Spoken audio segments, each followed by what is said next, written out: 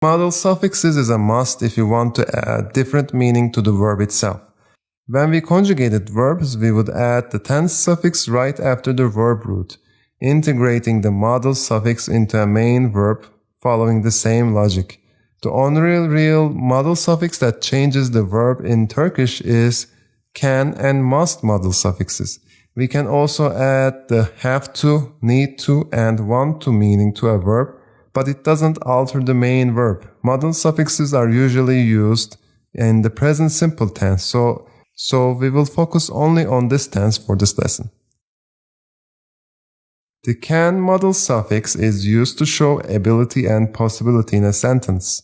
In Turkish, we use it by adding the suffix ebil, abil to the verb root, later the tense suffix, and finally the personal suffix. For negative sentences, we add mez, maz to the verb root, and finally the personal suffix. Let's see some sentence examples. Ali kendi kendine bisiklet sürebilir. Bu ödevi pazartesine kadar bitirebilir misin? Ne zaman gelebilirsin? Saat 8 gibi gelebilirim. Bu keki tek başıma bitiremem. Yardım edebilir misin? When we want to add a necessity or a rule to the action, we can use the must modal suffix. The must modal suffix in Turkish is meli, malı, added to the verb root, and finally the personal suffix. The negative use of the suffix is ma, me, added right before the must suffix meli, malı. Her gün sabah 6'da kalkıp işe gitmeliyim. Buraya girmemelisin. Çok tehlikeli. Olimpik koşucular haftada 70 kilometre koşmalılar. Beni dinlemen için ne yapmalıyım? Okula gitmeli miyim? Most people use the must modal suffix to portray something that the have to modal suffix normally portrays, but it's not entirely correct.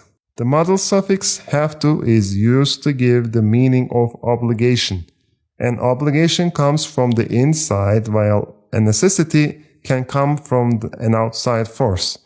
In Turkish, we make this modal suffix by adding the me, ma suffix to the verb root, then the personal suffix, and finally the word lazım, which means need, required in English.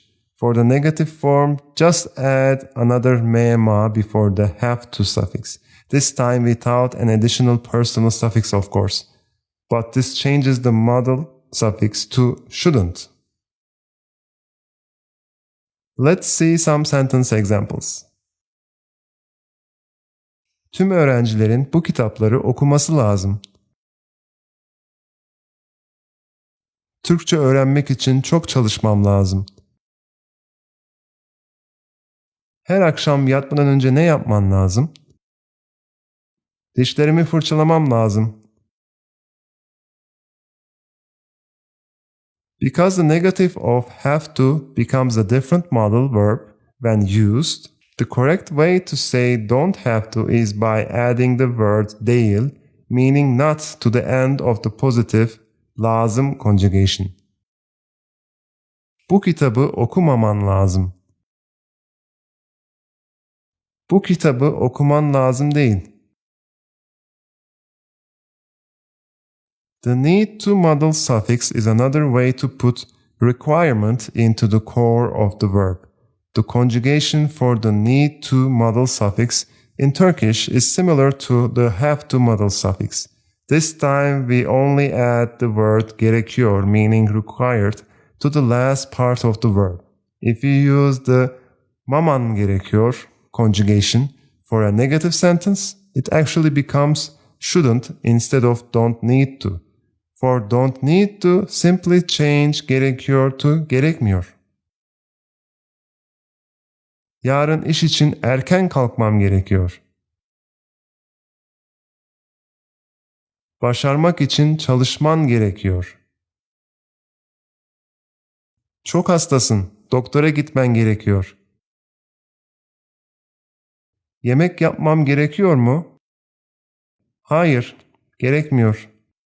Hayır, yemek yapman gerekmiyor. Our last modal suffix for this lesson is want to.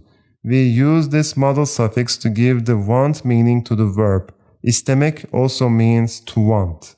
In order to use this modal suffix, we follow a different conjugation unlike any of the other modal suffixes. We leave the verb in the infinitive form, not erasing the mekmak. Then we add the istiyor word and finally add the personal suffix to its end. For negative usage, we change the istiyor to istemiyor. Let's see some sentence examples. Ben uyanmak istemiyorum. Çok yoruldum. Biraz dinlenmek istiyorum. Benim pizzamı yemek istiyor musun? Daha fazla beklemek istemiyorum. Eve dönelim.